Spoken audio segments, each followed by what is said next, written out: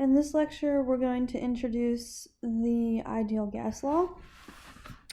To do that, what I have here is the general compressibility chart, which shows your PVT relationships for 10 common gases. And if you can see, if you look, as a reduced pressure and temperature go to 0, we approach an area where our compressibility factor approaches 1, and that's going to be where our ideal gas law applies. So for real gases, you have a compressibility factor Z,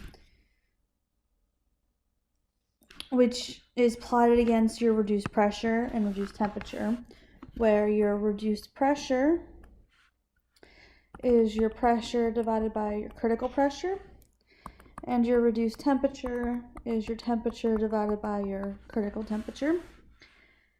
And your compressibility factor Z is defined as your pressure times your molar specific volume divided by your ideal gas constant times your temperature. Again, our bar is our universal gas constant, which is defined as the limit when P goes to 0 of PV over T. Our bar is equal to 8.314 kilojoules per kilomole Kelvin. It's also equal to 1.986 BTUs per pound mole degree Rankine, or 1545 pound force per pound mole degree Rankine.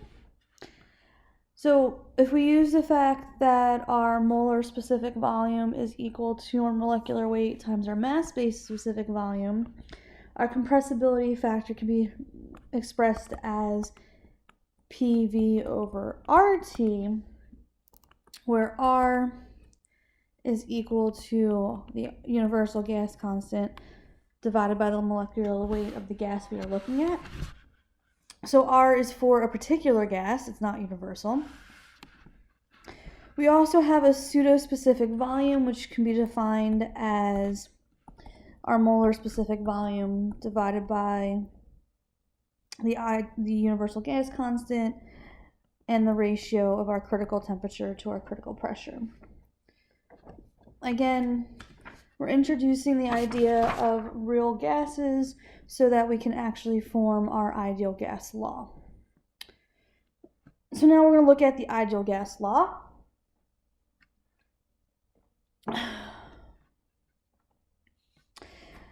And again, we're looking in this area where our compressibility factor is approximately 1.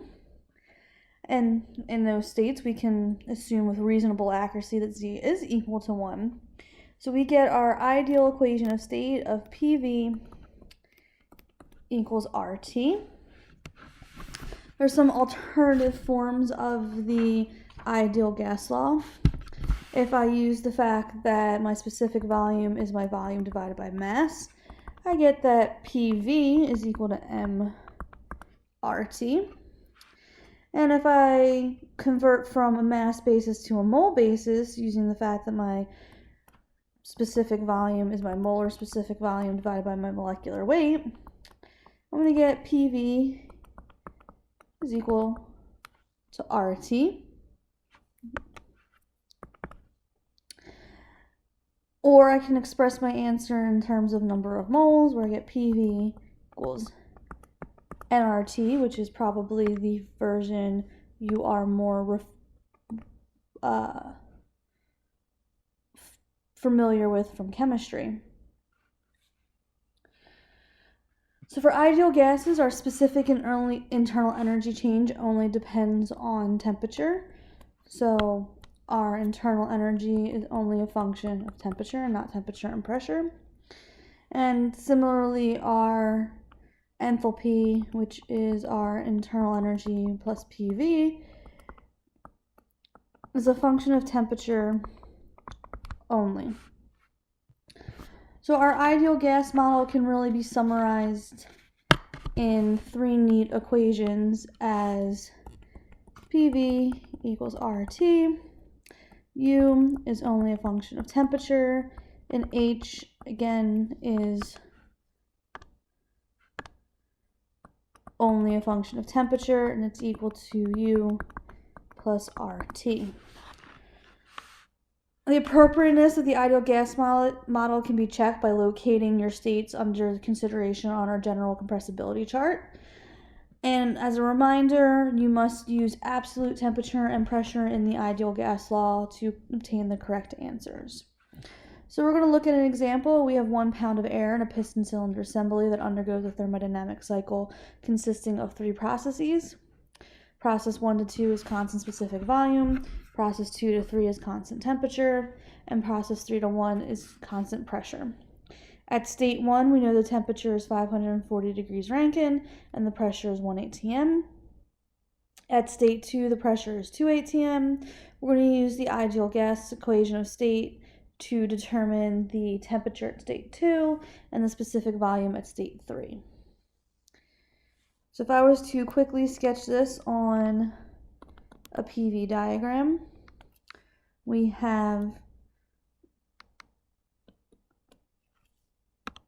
constant volume expansion from state 1 to 2. We have constant temperature expansion to state 3, and then we have constant pressure compression. So we're going to find the temperature at state 2. We know that P2 V2 is equal to R T2. So if we solve for T2, we get T2 is equal to P2 V2 over R.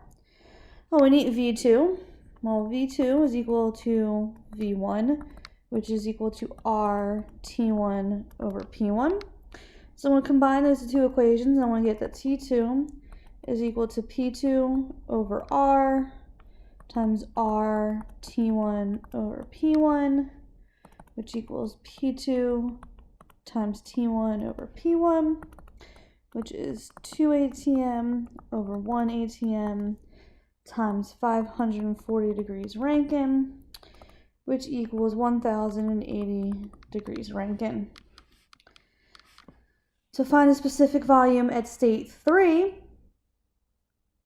we know that V3 is equal to R T3 over P3, but T3 is equal to T2, and P3 is equal to P1.